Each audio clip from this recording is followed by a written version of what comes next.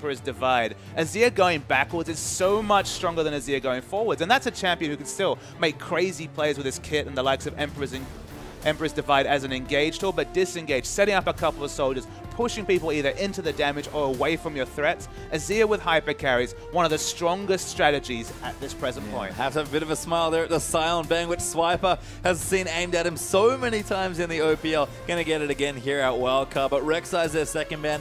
Janna away from Rosie, so will be in second. And again, both teams similar have done their homework, the Brazilians especially. Absolutely, these are very high win rate champions. I believe Rosie only one defeat during the OPL season on the Janna. Definitely a priority champion for him, even though he used to have an identity as an engaged support. Loved the likes of Annie and then Zyra as some of his mage champions, building AP on them wherever he could fit into his build. Been reinvented in 2015 as a disengage support. Speaking of disengage and control junglers, the Nunu, another champion that might have been contested. The Chiefs actually looking to ban it on the blue side. Yeah, I mean, so don't want to take it here. They banned the Rek'Sai as well, so clearly respecting Revolta. Maokai, the last ban, they're going to take away another tank from Swiper, but we've seen his Hecarim already today. Do the Chiefs dare to first pick it again? And they do. I think you have to. There's so many flexible options. You can throw the Smite on, look for the lane, so you can throw the Ignite, look for 2v2 lanes. It's actually the Kalista taken by INTZ in this game, and when you take the Hecarim, you give up the Gragas. Love the blocker picks here from INTZ. Kalista and Gragas taken away as their first two picks, and they were confident lock-ins. Absolutely, and those are the strongest champions available at this point in the draft, you have to think. Sejuani's not a big priority pick for Spook, so they didn't look to lock that away, despite, of course, its popularity on 5.6 into 5.7. Disengage for a hyper carry like Kalista, specifically with a huge 2-item team fighting spike, is already shapes to be a powerful draft from INTZ. Yeah, Chiefs going to slow things down. Had a very first pick Hecarim, and it was answered by INTZ. Almost insta-locks there for their first few champions. Again, we talked about the Kalista on the Chiefs side with some counter picks available, but not the same picks necessarily available for the Chiefs. I mean, you can see there's already a lot of indecision. 10 seconds with no lock-in. So confident with their locks-in of the likes of Hecarim in the previous draft. They're going to return, though, to the Hecarim Sivir synergy. They're on the hunt, providing so many different tools for Swiper on this Hecarim. Swiper definitely gone from the utility tank. You can see the Scion ban. It was all about Scion and Maokai early in the season, but this is his new identity. This is the renaissance of the carry Swiper, famous for his top lane Tryndamere. Hecarim's maybe a reliable tank, but the burst damage is what separates him from the likes of Scion and Maokai. So they're really setting up, once again, the Hecarim to carry, and it looked like a pretty damn good strategy in Game 1. Yeah, we'll have to see again. Early game, potentially a struggle there for the Oceanic side, but that's Sivir Morgana, their next few picks, sorry. So again, making sure they can power up some of their carries, hiding the jungle and mid picks, it seems like, here as well. But INTZ now going to see what they want to take away. We're possibly looking to get the Morgana Kalista going to be able to protect the short range but very powerful hyper carry on Kalista. And this is actually a pick we didn't talk about as they hover it. It is locked in. Yang's Gnar is insane, and the cannon's going to get locked in as well. Yang in Game 2 of that series against Keed, that final a few days ago, went off on this Gnar. Specifically, one moment around a Baron fight, a 4-man Gnar. Actually a 5-man Gnar, but 4-man stun against a wall near Baron Pit into the 5th member, Shyvana, being displaced as well. Was one of the big factors in winning the games. Played it twice in that series. Look at all this CC. Kalista Cannon actually is the duo coming through. So they have flexible engage and disengage options. I mean, you throw out the explosive cask and then just activate the Slicing Maelstrom next to the Kalista, and she'll be hopping mad around a team fight, and there's little to nothing you can do. Yeah, and we've talked about so many different Kalista-based lands, but Kalista Cannon might be the best one currently as the Chiefs. They take Sejuani there for Spooks, but Swiffer gets his LeBlanc. And look, Swiffer's LeBlanc bought him so many MVP votes during the OPL season, but to be honest, they needed to pick the LeBlanc blind in this case because they needed something to show a bit of presence in mid. They've got a farming jungler, they've got a farming top laner. They're not looking necessarily for lane strength at this point. Sivir's been largely found out in terms of 2v2 laning. Will do fine against the Kalista, but it's not certainly an ideal matchup. They need LeBlanc to be so respected this game that it will force INTZ to really react around mid lane and distract the fact that they want the Hecarim and the Sejuani to farm up. INTZ thinking of a lot of different identities when it came to either punishing the LeBlanc or looking for a split farming option. They considered the Twisted Fate, which would have been definitely not the cleanest 1v1 lane matchup, definitely a lot of downside potential, but look like they're going for a much safer option. In fact, it'll be the reverse of the matchup, I believe, from game 1. Yeah, I mean, we've seen this already today. Orianna looked just fine into the LeBlanc, and that is the lock-in there for INTZ, their final pick over to Tockers. So again, the Chiefs, I kind of look down the line. The first thing I see is this top lane matchup and thinking, with that Smite especially, Swiper wants to get the hell out of that 1v1. I mean, lane swap will definitely be the story of the day when it comes to the Hecarim. Can exit lane so happily. The jungle follows obviously blazingly fast when you have the double smite coming through from Sejuani and Hecarim. And the double smite, one thing we say about Sejuani jungle, can fall dangerously low on her first clear. But when we're talking about double smite, her fast jungling pace belies the fact that she falls low. So if you're just able to use the smite, it can actually stay topped up. And the 2v, the jungle follow when it comes to ganking is actually quite good when the Arctic Assault can hit into maybe the devastating charge. The burst damage can be relevant, and you have to think they're going to be completely trained onto mid lane to get Swiffer snowballing in this game. Yeah, interesting to see Spooks on a champion like Sejuani, honestly, was known in the regular season, in the playoffs, for punishing that champion with the likes of Elise and even the likes of Gragas. Going to go into a slightly unfavorable jungle matchup, I have to think, and that's the thing we have to look for here. Sejuani's level 6 pressure versus all the pressure all the time from Revolta's Gragas. It's just a very interesting matchup coming through, specifically from INTZ. So much teamfight damage from the Kalista, some burst from Orianna, but not a lot of other damage threats. And it's this Hecarim versus Kalista paradox almost. Can the Hecarim get enough items? Again, the part-time we've been seeing is the challenging smite Cinderhulk into the Trinity Force, into the Home Guard boots to try and burst down this Kalista basically in one fell swoop, because there's disengage aplenty coming through from the INTZ lineup. But if the Hecarim can't get to the Kalista, there's so much peel for her that the Renset potential is massive. It's through the roof here for INTZ. And it's the same looking sort of composition for Chiefs as we saw earlier. If they fall behind the early game, they have shown they can pick themselves up and carry them into mid and late game situations, and they've got a good comp to do that. But into a scary team in their early game, if they really turn on the aggression, if the IWCI will fall behind and maybe never be able to catch back up. And that's the thing. Punish the Sejuani and Hecarim duo. They're trying to dodge lane as much as possible. I expect Fireworks at level 1 to try and make this Hecarim accountable and make this Sejuani predictable. Because if they ever get in their face, there's not much a Sejuani can do in the early levels. Well, let's have a look now as both teams look to be heavily stacked together in the early stages of the level 1. Oceania is the Chiefs versus the Brazilian side INTZ. Going to be a tough one here for both sides. You have to think some good-looking teams on both sides moving through. And honestly, I look down the lineups and it seems like both teams have got comfort. The Chiefs certainly haven't learned much from the first game. Still looking for the 5-man invade. Yang hasn't put down his ward yet. I hope he doesn't get too frisky because it could be real painful. Yeah, the Chiefs move out though. Yang not going to get first blooded there. That was actually what happened to the Chiefs in the last game to their top laner Swiper, actually. So Yang will not revisit that situation. But again, just getting the wards done. INTZ will move down and respond with some trinkets of their own. And again, it's all about early vision, looking for that lane swap. Didn't talk much about the support cannon pickups. Been seeing popularity. The likes of Zero from Starhorn Royal Club really loving that champion. A lot of lane presence. Kalista surprisingly good at level 1, depending on what spell you pick up, whether it's the Pierce, whether it's the Rend, sometimes even the Sentinel if you're looking to pick up the likes of the Gromp. Kalista can be that powerful level 1 champion. And when you're talking about Kalista Kennen has so much lane presence. Okay, it's not top lane Kennen with 575 range like years past, but still very strong, can pick up that Shuriken, no resource, which is a unique factor as a support champion. But so far it looks like the lane swap has been successful from the Chiefs. Although Rosie, not sure if it was spot out. I don't actually think so. It's so clever. They were actually moving to the top lane, and he showed himself, and they instantly started going the other way.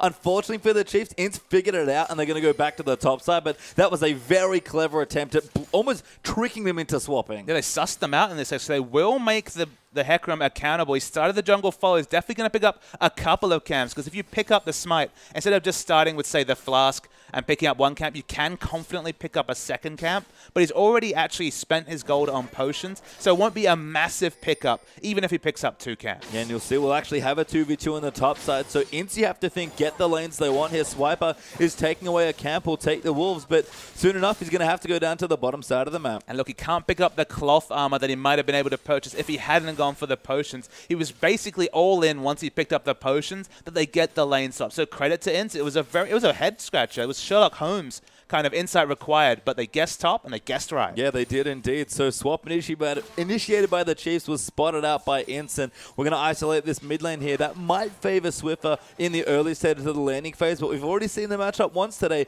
Orianna, once she gets a couple levels, just looks so comfortable against the Assassin. The resulting lane matchup between the Gnar and the Hecarim is definitely not a happy time for Hecarim. Just going to take the ranged auto attacks. Go on for Doran Blade, so extra laning stats here for Gnar. Might even see the visit from Gragas relatively early in this game, because there is always kill pressure on a no-escape top laner. And you can see there as well as we do see Mika Brizzle, I believe that is, watching there with some pizza shapes. Very recommended snack there as well. That's the perfect snack for this time of night, absolutely. It really is. It really is strong stuff here. So nice to see that we probably have some Oceanic viewers up late to watch this match here as well.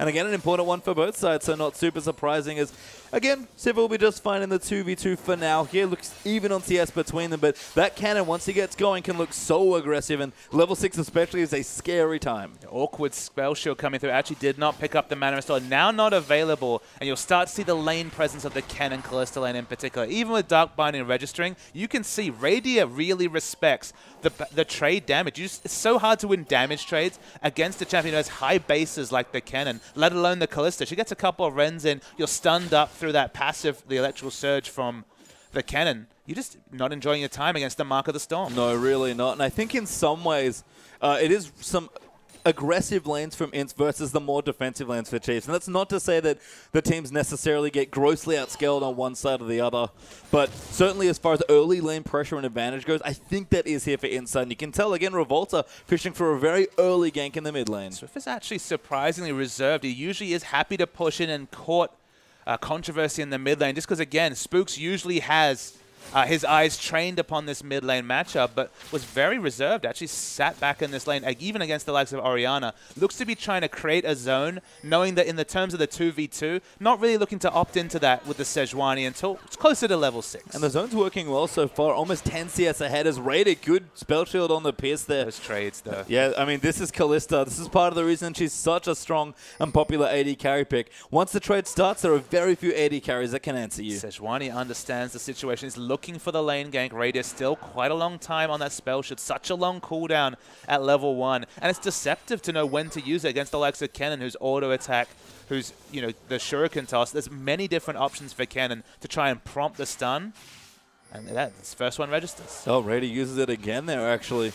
Going to take a bit of harass as a result. Spooks sticky around, maybe trying to bait them in here, but pretty healthy other dual lane from INTZ here, so not going to bite it off quite yet, and pretty hard to pin someone down. It's still 3v2 on the top side. Jungler firmly in the bottom there for INTZ, and Chiefs are waiting patiently for this gank. They're really looking for Kennen to step away from the minion life so they can hit the Dark Binding. They preferably, of course, want to hit it onto the Kalista, but this is so much patience from Spooks to spot it out. Sentinel does spot them. The Q comes in, but it will miss there. Binding going wide there as well, and Sejuani waits, but that's a misfire. What a prediction coming through. There was, I mean, it was such a long bluff. I thought for sure the Kalista would just seed it, but it's one of those cases where you can throw out the Sentinel. There's such a low mana cost that why not just check the brush? It's always the big conundrum, but such safe to do it from range and doesn't get punished. Brady has to be careful. Good binding from Rosie keeps him safe as the bind goes through as well. Rosie with the ignite actually might chase him for the kill. Jockster going to get low but will not fall down. It was an auto attack, maybe 2 auto attacks away from death, but is able to stay in lane, has some potions to pop, and the Kalista not being punished just yet. But finally a little bit of breathing room for the duo here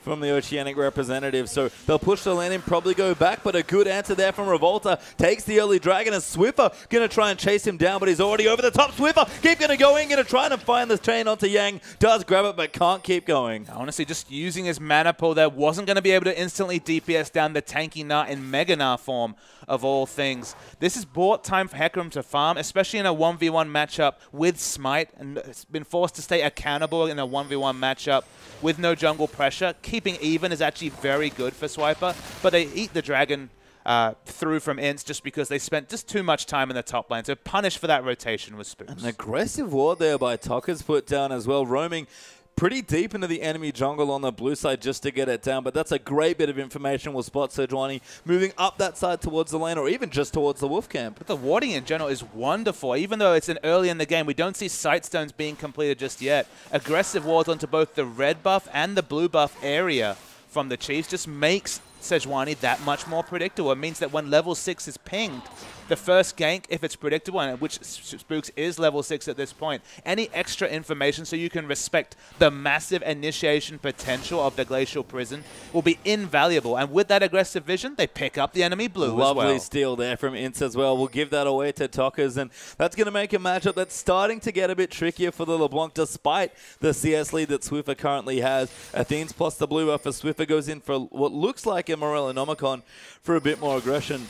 All of a sudden, Orianna just almost untouchable now in the mid lane. And look, high-level League of Legends can sometimes feel like a chess game, but the first piece, the first move was made, just getting that aggressive vision in to make the Sejuani predictable, but it also opened up the steal, and Spooks. Oh, does dodge the ultimate there by Tockers. Good Arctica sold out, sort of predicts the shockwave to come in and just cues our way. Didn't even need to use the flash. So INTZ went for the engage, couldn't get it. Now the shockwave's on cooldown. Now you really don't want to overextend if you're the Orianna. Just wants to push in this wave as much as possible, but Swiffer probably going to use his health bar to stop this from hitting turret and just trying to create as many zones as possible in mid. It's only bought him a 10 CS advantage, but purely this is from smart laning by Swiffer. And all of the smart lanings actually bought Chiefs a 700 gold lead or 600 gold lead in the early stages, pretty much purely just from farming. All right, INTZ do have a dragon, so there's an advantage there to bounce it out as well. But we talked about the comps and the Chiefs wanting to scale a bit more. Fate's Call, though, going to get used in Raiden with a wonderful spell shield. Still gets stunned, though, cannon as he gets nailed. And now the Pierce comes through as Rosie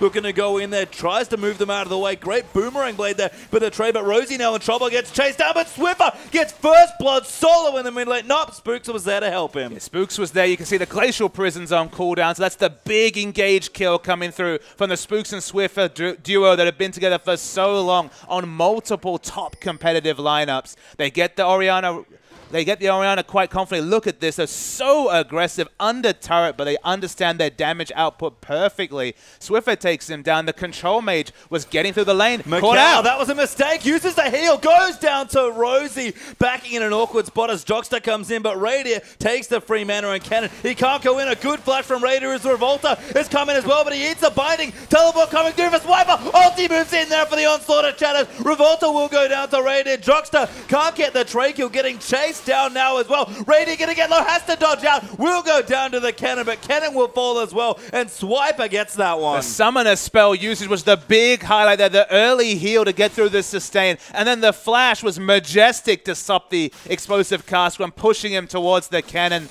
and then the teleport. Remember, Yang actually has teleport available and did not elect to use it, and the big kill came through for the Hecarim. And I talked about it a little bit, the laning phase being slow played somewhat by the Chiefs due to the scaling and the timing they need to wait for big ultimates to come through. But all of a sudden, it explodes across the rift here. 4-1 now up for the Chiefs, and that Dragon's coming back in just under 2 minutes. And I feel like some of the confidence there, as we're going to see the replay. Watch this flash, just beautiful. I believe the damage does register, but the re-engage, the teleport comes through early. Nah has the option to come in, doesn't take it. Radier falls low, but this is a support cannon. Don't have to respect, especially the slicing maelstrom damage a lot. The last auto attack awkwardly does take out Radier, but if you're going to pass the kill credit to anyone in this lineup, there's only one really strong late game champion on the Chiefs, and that's Hecarim. It is the Hecarim here as Swiffer gets a bit of damage done onto the pink ward. Now has the blue buff there as well. Is going to come back here as Spooks is actually waiting, hoping to bait someone in. Wonderful LeBlanc mechanics, clears out the wards, and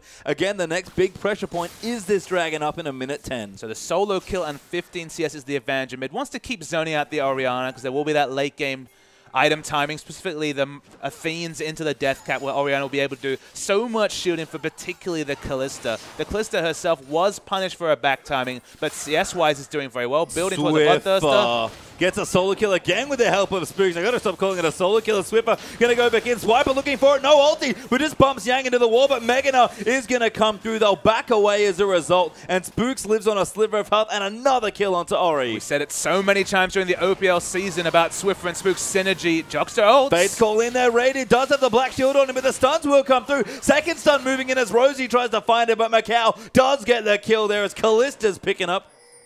kills is what I meant. Rosie and Radiant just obviously not on the same wavelength. Rosie walked out the exact opposite way, didn't walk with the carry, no black shield to pass on to Siva, and just falls down for free in that engage. So I have to wonder about the communication between the very practiced bottom lane. Yeah, I think so as well. As Swiper pushing now on the top side as well. Ninja Tabi plus the Cinderhawk already completed with the Skirmisher Saber firmly in the inventory.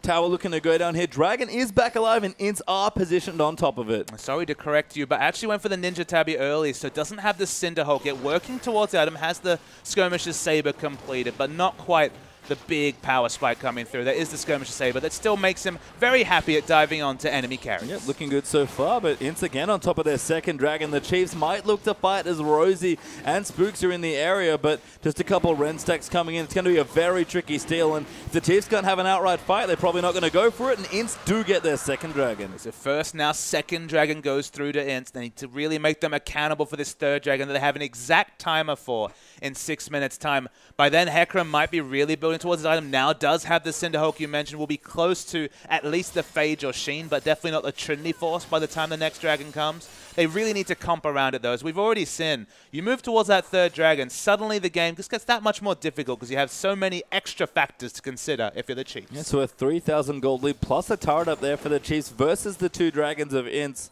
Again, that Dragon certainly pays off in the later stages of the game because it doesn't give you gold, just the stacking buff. So we'll see what happens in the next 5 to 6 minutes or so. But right now, Swiper just holding the wave under his turret because Swiffer is rejoining back in the top, but Yang is already backed off. Yeah, it just has to back away. There's no reason to be overextended now that Swiffer's not being seen on the map as Orianna. There's two good pink wards in the area combined to just the one fairly defensive pink ward coming through from Orianna, but still not able to get any kill credit. For the jungle matchup that we actually featured earlier in the game, Revolta's certainly not making lanes pay, but has answered all the aggression from the Chiefs with this Dragon stacking. So it'll be interesting to see if that's enough, because the lanes for Chiefs, they're winning. It's a 3,400 gold lead. That's really big for 14 minutes. Yeah, Swiffer especially putting up a nice performance so far on the LeBlanc.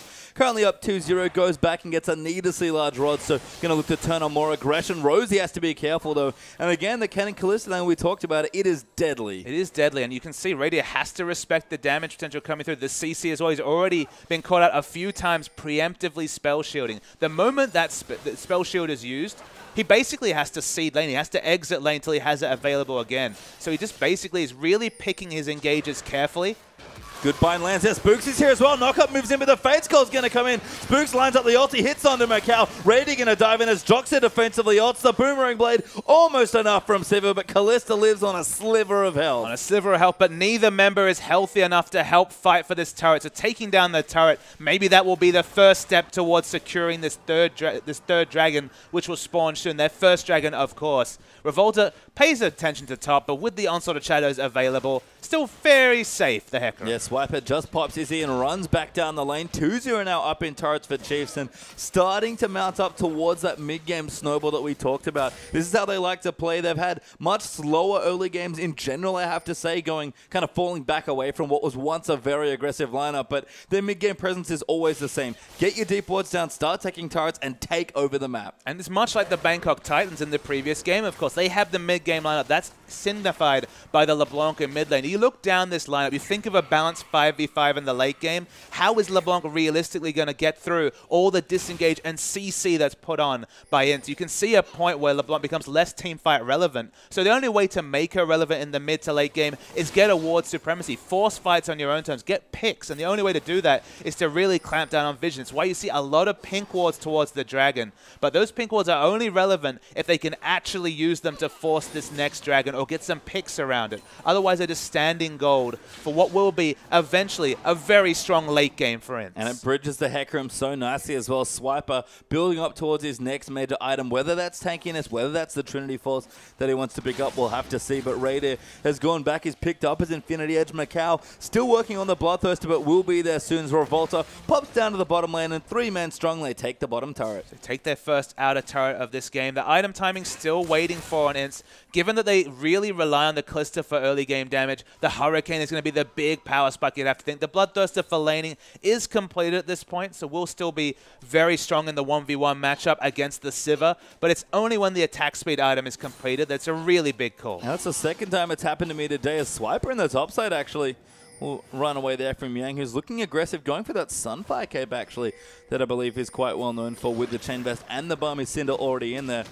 But as we do see again, easiest genes there. That is so many screens, but I love it. Looking at Runes of Mastery, is watching the game, everything's going well. I mentioned Affluent with previous screens, but there's so many people with so many screens, so many options.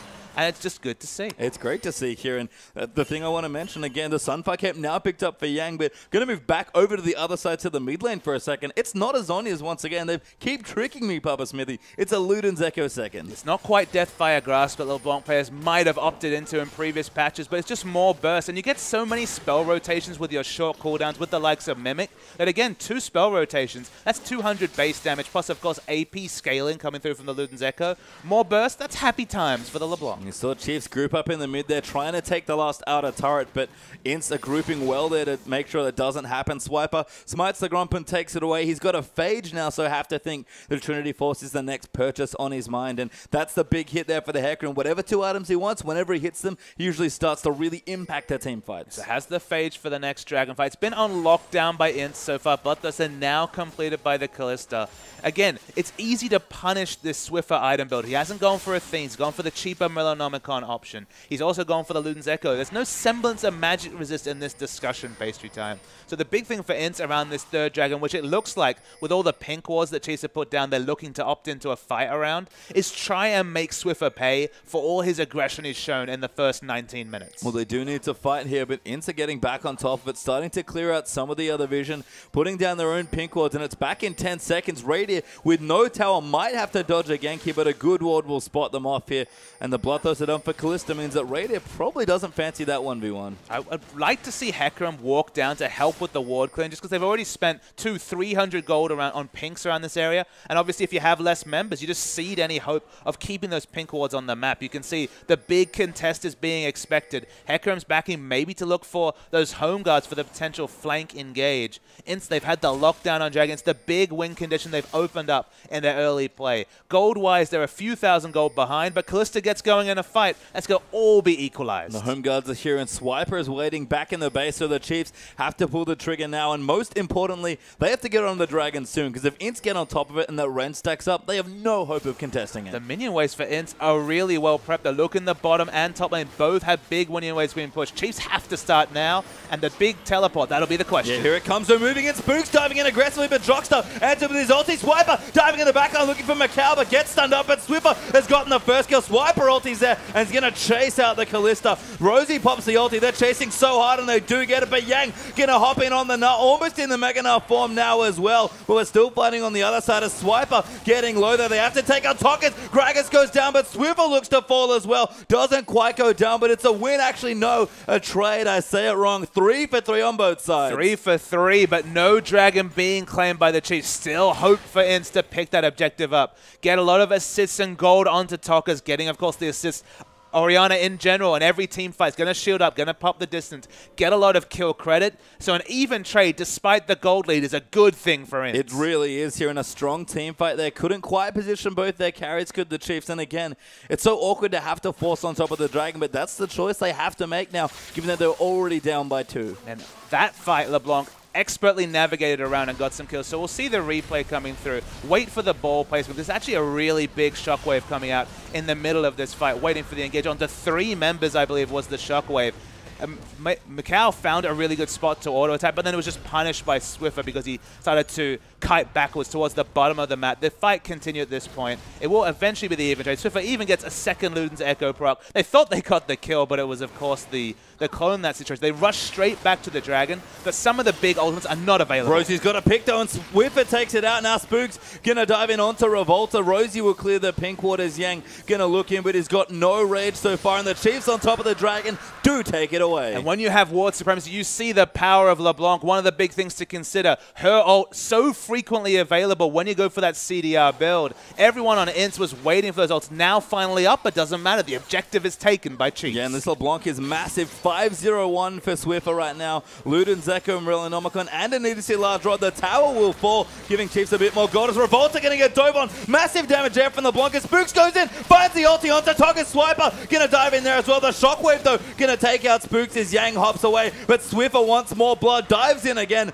looking for a kill, but can't find either of the blinking low members of INTZ. And the real staggered engages coming through from Chiefs. Aggression isolated, but Swiffer. So deep they're going in, but out of mana, I think, is the only reason he didn't chase in. And this LeBlanc is really hungry to pump up the KDA. And you can see that Swiffer and Spooks really want to dive in, but the other objectives were staggered. They were not of one mind, and the result was just a trade kill coming through with what could have been a bigger team fight win for Chiefs. They need to expand on these things as Yang Swiffer just dies. Finds a way to the top lane and just gets another kill. That's 6 now for the LeBlanc. And again, we've seen it. We've seen one LeBlanc already just not amount to anything at this stage. But when you're this far ahead on LeBlanc, you can still snowball in a mid-game. The Mimics are just coming off cooldown so quickly, and the burst of rotations with the Luden Zeko, and now another needlessly large rod. No time for Sorcerer's Shoes, but no time for any members on INTZ to react. They just die in one rotation. And again, INTZ have to be careful, but they are getting some items powering up now as well.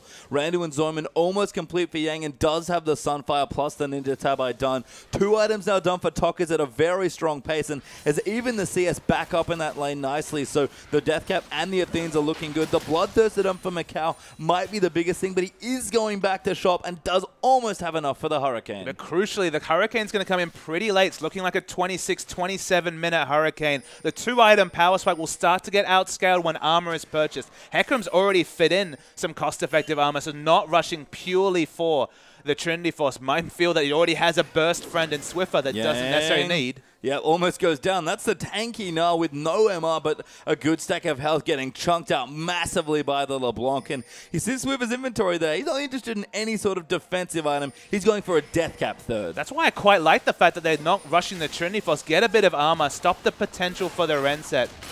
Good ulti there coming through onto Swiffer, but a great ulti there answered by Spooks. The Fate's Goal popped in. They're going to try and throw cannon through, but the Chiefs will disengage. But trading a couple of ults for this outer turret staying up is a good trade for INTZ. They're still scaling up to late. They're so preciously close, perilously close even to the big Hurricane purchase coming through from the Callista to really make them up into fights. Macau eats a binding though, and the damage does come through. Yang down the bottom getting pressure, but Swiffer gets smelled bloody, wants to dive, goes in on top, doesn't quite get it, and has to back away from Jockster, who just misses that shuriken crucially as Tockers dodges the binding. Spooks in trouble. Macau looking for a reset. Swiffer gets exhausted, goes in. Luden's echo damage comes through as Reindeer takes it out as the chain just procs there, and Swiper even wrapping around the top side, proxying now in the bottom. So Chiefs have a lot of turret damage, but very poor siege. Of course, only 500 range against the multiple initiation tools. We've already seen 2 fights where... Swiffer going in, wants another kill. Macau will live for now, but Reindeer flashing forward, looks for it. One auto comes in, needs one more. Fleet of Foot comes up good, and Reindeer gets the kill. Yeah, the passive comes up big. Just overconfident farming, you have to say, from Macau. Didn't need to die in that situation, but they're really struggling to take these objectives. The outer turret already seems like a massive journey for the Chiefs to pick up. The inhibitor turret's going to be even harder. And honestly, they don't have the Gragas that they had in Game 1 to push people off turrets. All they really have as an option is to get picks, and that's why Swiffer being so massive is so relevant. Yeah, and wonderful sidewave control there as well, I have to say, from INTZ. They've done such a good job of pushing in the top side especially, and that's honestly part of the reason that they're having issues. But Logitech, they're the sponsor, of course, of the Chiefs. That is a pretty baller way to watch this game. Absolutely, that's a massive screen coming through. So don't have quite as many screens as some of our friends, but certainly that's like a huge one. That's like 15 screens, by the way, to make up that one screen. So that is a lot of screens, Bubba Smithy. So what we're trying to see is someone to up the game even further than Logitech. That's the gambit we throw out. Can you get more than 15 screens? Well, we'll have to see, guys. If you can, get out on Twitter and use that hashtag IWCI. We'd love to see 20+ screens watching this game as well. It's been a great game so far. The Chiefs do have a nice lead right now, but INTZ are fighting back well. But they're finding minion waves on priority, people. Look at the Hecarim bot hoovering down a massive wave. Item build about 1,200 gold away from the Trinity Force. Already has the cost-effective armor coming through. Callista perilously close with, I've said that a couple of times, but now the extra dagger, so close. Just basically overextending for farm to get that last 200 gold, but not been able to find it as Chiefs. They take away the red. Yeah, 4,000 gold ahead still there for the Chiefs, so not a massive lead to be honest, but they've converted well for a lot of objectives. I guess need to keep the snowball going, have to certainly press the advantage because it's not an unassailable lead yet. I mean, it's a massive late game scaling comp, but the consistent damage is all about Macau on the Callista, and the Callista, even though her score is just fine, and CS is competitive with Sivir, is hitting those item timings really late. So you worry, now the armor is completed on both the frontline members of the Chiefs. Maybe the rend sets won't be relevant, but this is the big power spike. Bloodthirster into Hurricane, finally completed at 27 minutes for the Callista. Yeah, Orianna looking strong as well, almost with a Void Staff now to match the 3 items there coming through for LeBlanc, but a Locket done now for Spooks as well. Giant's Belt there for Revolta, who's looking quite tanky actually with his build right now, but not quite. You think that's tanky? Look at Morgana, a sneaky righteous glory. It's not quite the Zhonya's, but still another team fight initiation option for the Chiefs. Dragon's back in now as well, and INTZ do want to fight for it. Swiffer sort of getting flanked here, but Spooks dives in. Swiffer again aggressively zoning out the carries here, and Chiefs claim vision. They're going to get straight on top of the Dragon. Swiffer's happy to be in vision. He just wants to get a pick.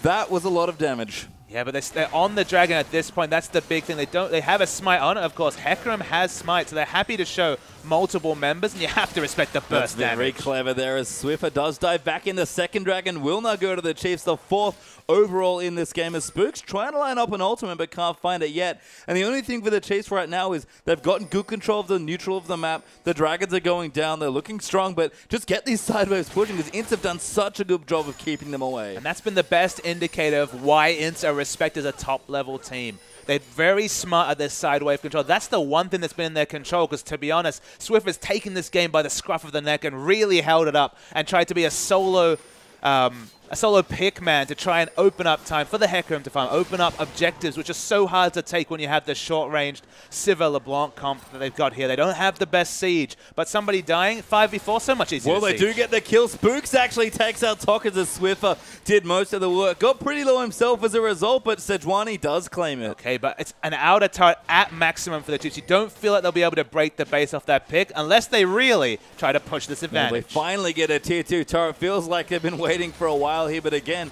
INTZ have kept them out for quite a long time here, and Swiffer will either pierce that good black shield though from Rosie will keep him safe from any follow-up damage that might come through.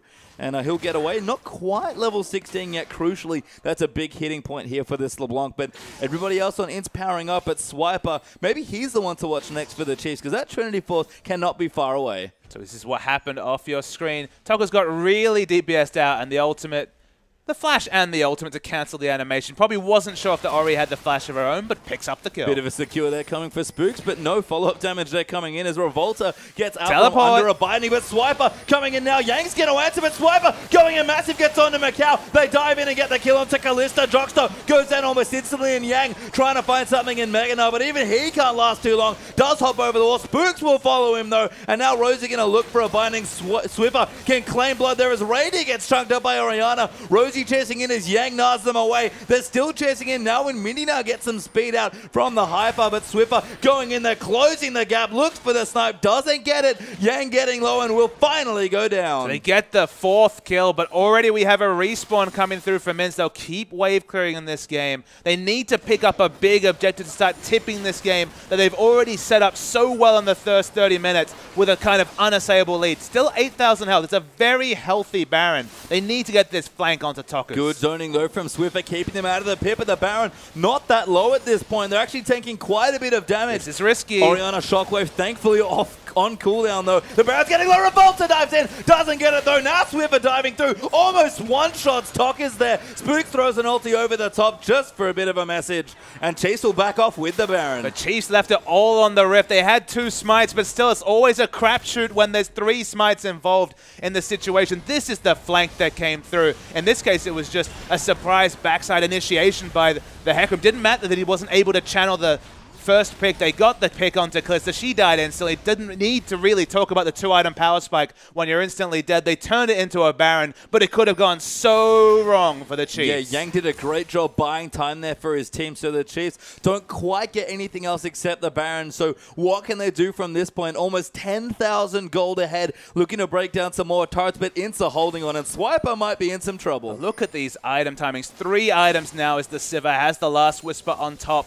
of the core, the Infinity Edge, and the Fan Dancer. Swiper! That's not the face check you want. Not against it. Swiper does ulti out of the way, and he'll be safe for now. This time, finally managed to escape. I mean, just look at this Morgana. Righteous Glory was finished super early, snowballing from all the objectives picked up, but now an Aegis as well. That's double Aegis, even though these are big, spread-out fights, even though Swiffer's usually on a flank and the tanks are diving in, but the Morgana probably going to be next to Sivir. It means that everyone on this team will be affected by the Aegis to respect the match damage. Good shockwave coming in. Insta-kill Radiant. Now Swiper getting chased out as they'll dive onto him again. He's looking for it. He's going to maybe buy some time for Rosie to come in, but can't find it. Instead, Swiffer left to try and take out turrets in the top side, and a good double there for the Orianna. Yeah, but Swiffer has the Baron buff minion wave, so picks up a kill. It's an excellent engage from INTZ. The face check, this time punishing them severely. But you can see they're not getting any objectives in trade. The chains go wide. Does he have enough damage? Mimic chain in there as well. Wow. That was not the right question to ask. The answer, though, is yes. He I does saw a have chain enough come damage. up, but then I realized that was the Mimic chain, and that was deletion damage by Swiffer. It must be Void Staff time. Yeah, it's not. Yep, is done now as well. Got the home guards as well for the Sork Shoes. Dragon up in a minute 10, and it's a very important one as well. Breaking point you have to think here for the Dragons as both teams are looking for their third. Baron up minions still helping the Chiefs push out those pesky side waves that they've struggled with all game long. And just a massive lead now as well. There was always that mid-game team fight that INTZ could win off the back of Kalista's 2-item power spike. But since then, there's been one fight where Kalista was instantly picked, and now you look down the members. Frozen Heart completed, working towards some magic resistors, Swiper, Warmog's armor, and some armor completed for Spooks. How are you going to push those Ren stacks? How are you going to kill that first tank and get any sort of reset unless another pick is engineered? INTZ have shown great proficiency at getting picks. Almost killed Hecarim once, then got the double kill. Need to do it again. Oh, but so much aggression now. Even Rosie popping his Righteous Glory, going to get a flash out of the Orianna as a result. And the Chiefs, I like this play, not going straight to the Dragon yet and setting out, want to push out the waves first and try and get a kill. They don't have the Baron buff anymore, so they don't have the free siege button of those Baron buff minions coming through. In fact, no, yep, they definitely don't still have it. The Dragons soon, but they're just looking to poke and take a turret. That's been their game plan for the last 20 minutes. Yeah, and you can see Orianna doing some nice things, positioning the ball forward to try and take out the minion waves, and the Chiefs do back away, realize that we can't really siege here, we need the Baron, so instead, let's take our other win condition, and that's trying to get the 5 Dragons. I mean, the other win condition, or the other thing to consider is, again, the waves not really working out for them, still pushing against the one part of the game that the Chiefs haven't got a handle on this game, and INTZ has looked a level above the Chiefs in minion wave control. They really have, and a great solo from Swiper, though, looks to get them the Dragon. Again, very creative use of that second smite, and Swiper taking maybe a little while longer, but the Chiefs are ensuring it's a very safe solo. And look, it's quite a deceptive thing, and we talk about minion waves, we don't really examine them. All I can say is that if the Chiefs lose this game, you can look to the 35-minute mark, the 30-minute mark, all these times where they get a pick and can't get the big fell swoop of, say, 2 turrets and a massive objective. If they only get the minimum, there's always the chance that INTZ get to item timings and can power down a fight, and because they've consistently had those waves prepped, they'll be the ones to get 3 turrets, maybe break an inhibitor, because the death timers get long enough. If the waves are in the right spot, you can get so many objectives. And the Chiefs, they've won multiple fights in a row, but they haven't broken the base. They've got the Baron, but they haven't broken the base. That's what the Chiefs need to do, and they haven't shown they can do it. Yango forced to back away. So much damage coming in, almost taking out the Gnar, and Swiffer will take a bit of poke there from the cannon, but he's back to the top side farming. But Swiffer, remember, he poked at someone with teleport, so it's definitely the minimum advantage in this case.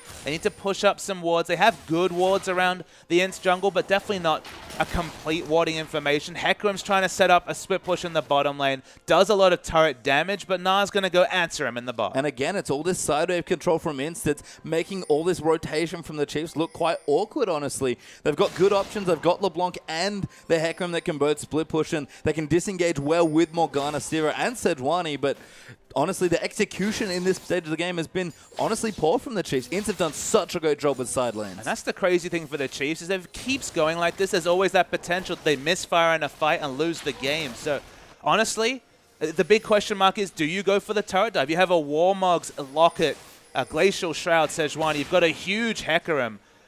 You have to feel if they force a fight, and at this point they can only force a fight around inhibitor turrets because basically everything else has gone down for INTZ.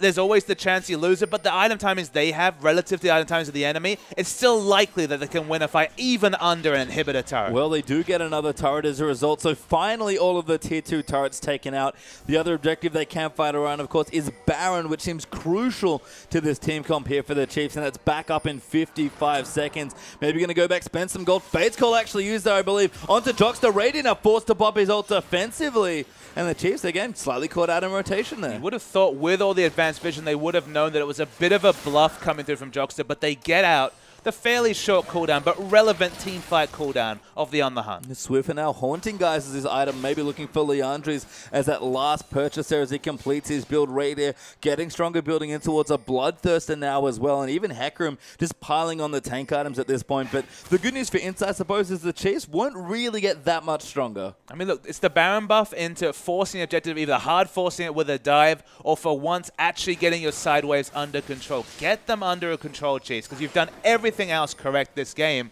and INTZ, they're just one step away. They know they have to contest this Baron, even though they have no vision in the area. I don't think you can give away a free Baron, even with the excellent wave clear that Orianna provides. Tokka's interestingly going to get a blue buff there, so Swiffer will keep pushing here. Again, the Luden's Echo and all the spells doing work. The Chiefs get effectively a free Baron here in this choice because INTZ just can't afford to check. They actually are going to move in. Revolta able to sneak in here almost, but Swiffer looking for a kill, wants to find it onto the support cannon. He just wants to buy time. I mean, he's trying, but the Baron getting low. Revolta might be able to steal it. They've actually got a ward in the back, but Spooks, they're going to go in. They want to get aggressive, but Yang is going to pour it in, but Pockets goes down to Swiffer, but he gets shut down. Macau gets the kill. Revolta getting chased. Yang in there as well, and Radiant trying to dish out the damage, but Swiper dives in as well. Massive four-man prison there from Sejuani. Swiper dives in. Macau gets wrecked as the burst damage comes through from Siva. Radiant gets a double kill, and the Chiefs finally find their opening. Do they have the minion waves to actually take down one of these inhibitor turrets? The easy answer is no.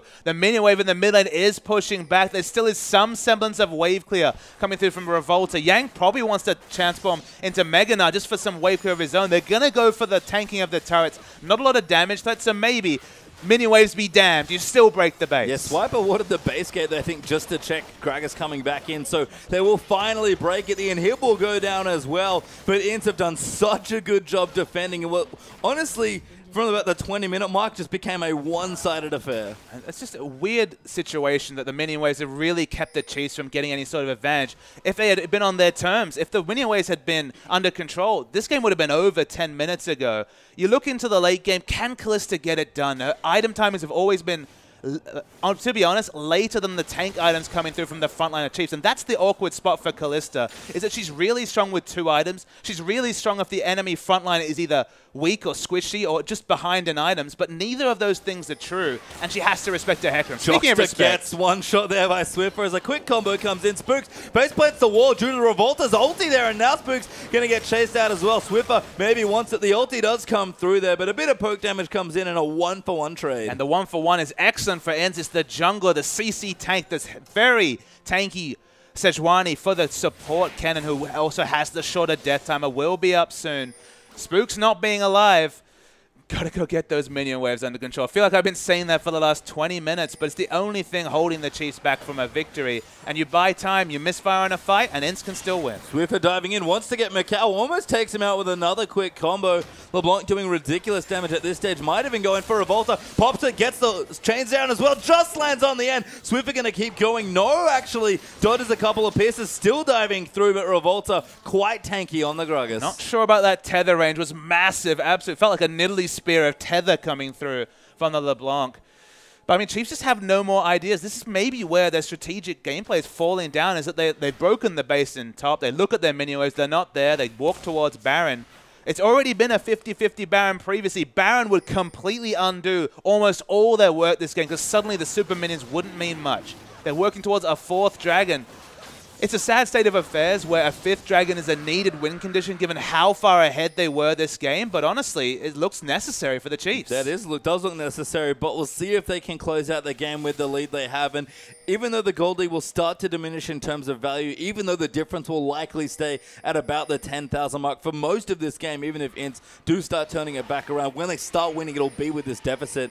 That will even out eventually because people have enough gold. And even maybe scarier than that, making mistakes when the death time is this long and the minion wave control's been this good from INTZ, that's the real killer here for the Chiefs. And the Banshee's Veils are coming. That's one of the best items to deal with LeBlanc. Stops those big combos from being instant death combos. I mean, the Spell Shield and this, I mean, the Health and Magic Resist, to be honest, really is the most effective pickup against the LeBlanc. So, I mean, it is QSS from the Callista, but if that can turn into a Banshee at some point, they have a lot of options. Swift is looking to split push. This could be 5v4 action under the Baron. Yeah, his team's on the Baron there, so they will have to back off, but they're trying to get a turret. He's got a lot of AP. Yeah, I mean, that turret's dead now. Even no Lich Bane there, but just enough damage. The cannon creep coming in as well. Is that a Banner of Command? It is Rosie, who Banner of Commanded up the creep there in the bottom side.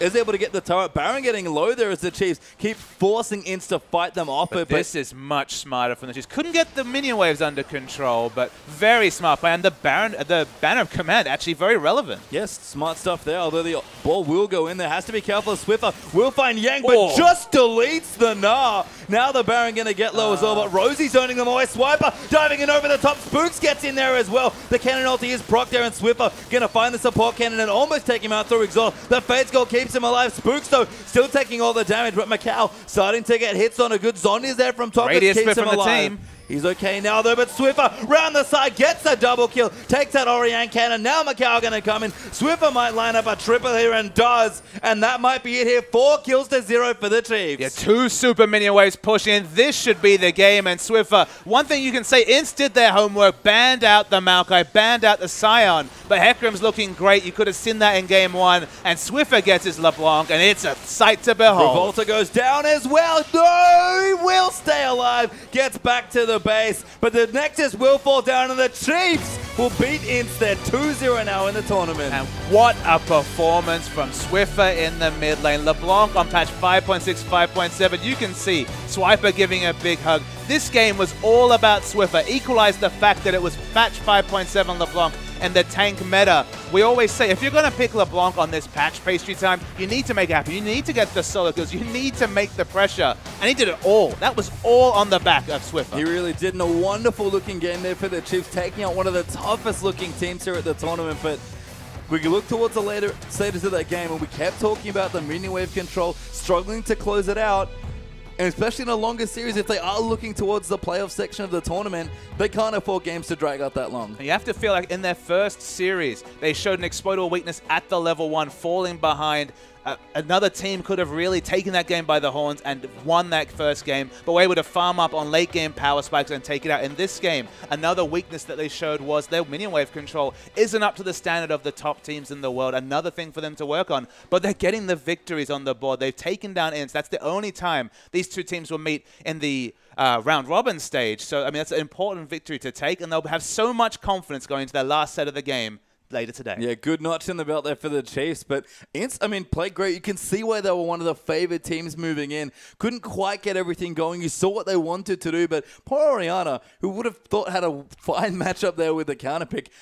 Spooks, as he almost always is in a lot of situations, was there for Swiffer once again, and once he got a foothold in the game, LeBlanc just kept going. And I guess the thing you have to mention, Swiffer beat a LeBlanc on Oriana in game 1, and now in his second performance completely took out an Oriana on the reverse matchup. What does that say about the sort of confidence and just mechanical skill from Swiffer on these majors? Been on this lineup, been in the world scene for a long time, but finally really showing it with aplomb with such an impressive performance. You know, maybe we'll check out a little bit more of it as well. We do have a replay here from the last game as well, and it is the last crazy fight of the game, Papa Smith. There was multiple crazy fights, and I think the craziness will be some of the burst damage coming from Swiffer. So let's just, before we roll the tape, look at how many bars there is on that guy's health. That's Yang at this point. Randuin's Banshee Veil Sunfire. So it could have had more items at this point, but still super tanky. And this is a LeBlanc not known for a tank killing ability. Has 6 items. Maybe that'll be relevant as we roll the tape.